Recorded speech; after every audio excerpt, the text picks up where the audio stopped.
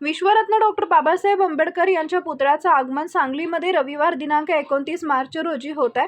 हा ऐतिहासिक आगमन सोहळा नेत्रदीपक, भव्य व अविस्मरणीय व्हावा यासाठी सांगली जिल्ह्यामध्ये मोठ्या प्रमाणात नियोजन सुरू आहे। तर या ऐतिहासिक आगमन सोहळ्यामध्ये सर्व समाजातील भीमसैनिकांनी मोठ्या संख्येने सहभागी व्हावे असं आवाहन डॉक्टर बाबासाहेब आंबेडकर जयंती महोत्सव मंडळ सांगलीच्या अध्यक्षा स्नेहलताई सचिनदादा सावंत, माजी नगरसेवक सचिनदादा सावंत, सेक्रेटरी बिरेंद्र थोरात यांनी केलाय।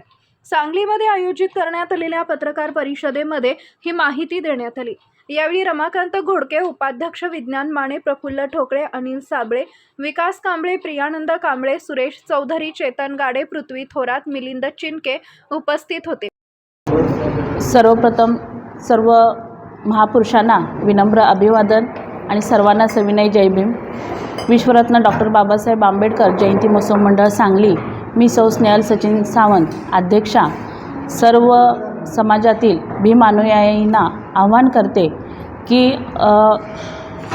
आमचे नेते आदरणीय अजितदादा पवार साहेब यांच्या विशेष निधीतून आज जो निधी प्राप्त झाला आणि त्या निधीच्या माध्यमातून विश्वरत्न डॉक्टर बाबासाहेब आंबेडकरांचा जो पश्चिम महाराष्ट्रातील 14 फुटी पुतळा आज आपल्या सर्वांच्या समोर उभा राहतोय, तर सर्व समाजातील भीम अनुयायींना आवाहन करते की बाबासाहेबांना विनम्र अभिवादन करण्यासाठी सर्वांनी बहुसंख्येने उपस्थित राहावं आणि ह्या सोहळ्याचे ऐतिहासिक साक्षीदार व्हावं। तसेच आमच्या समितीचे पदाधिकारी बिरेंद्र थोरात यांच्या संकल्पनेतून आणि सर्व आमच्या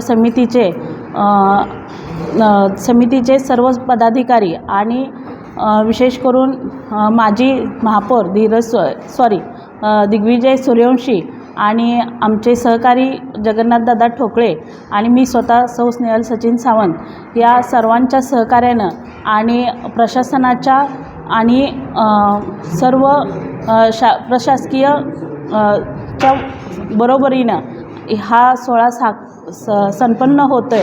तरी ह्या सोहळ्यामध्ये सर्व नागरिकांनी उपस्थित राहावे ही सर्वांना विनंती करते। जय भीम।